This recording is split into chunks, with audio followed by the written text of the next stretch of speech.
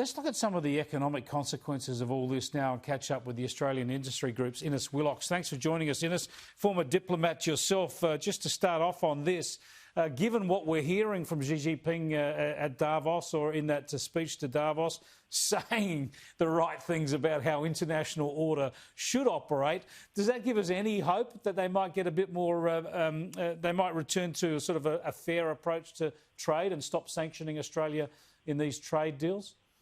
Well, Chris, if they do what they say, that's a very positive thing, but there is very little evidence economically that they will do it. They've done exactly the opposite. The difference between rhetoric and reality here is enormous, and I think economically we all have to be very concerned about the consequences of what is going on here. This attempt by China to re-establish itself as a global power.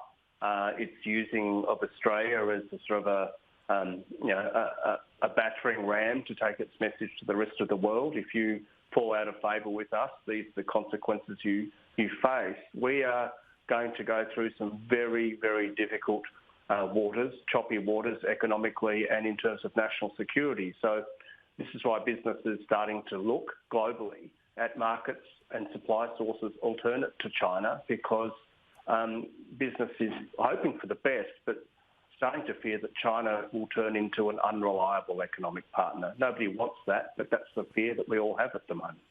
Let's look internally, where there seems to be some more prospective economic news. Are you hopeful that we will continue to see reasonable employment numbers and strong economic growth in Australia behind our secure overseas quarantine?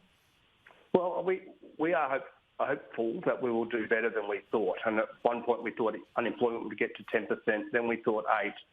Now we're hoping for better than that. I think, Chris, the big test will come domestically at the end of March when JobKeeper does wind off. Yep. And then that's going to be a bit of a turning point, one way or the other, and then we'll know more, and then we'll know what the government has to do to further stimulate the economy or parts of the economy. But there then are all those big international global factors, the rollout of a vaccine, what happens in the China trade dispute, do we get free trade agreements with the UK and Europe, what happens around our region, how quickly do they recover from COVID. All of those are going to play into the Australian story of economic recovery through 2021. I think we have reason to be optimistic, but this is going to be a difficult year. It'll be a difficult year for different reasons that 2020 was. But as in many ways, this is sort of the second act of a 3-act play that we've just started in 2021. But just briefly, and in keeping with your arguments all of last year, what we've seen in New South Wales again, with getting down to 10 days of zero local transmissions without shutting the whole state down, shows that New South Wales is the only state really managing these issues in a proportionate way?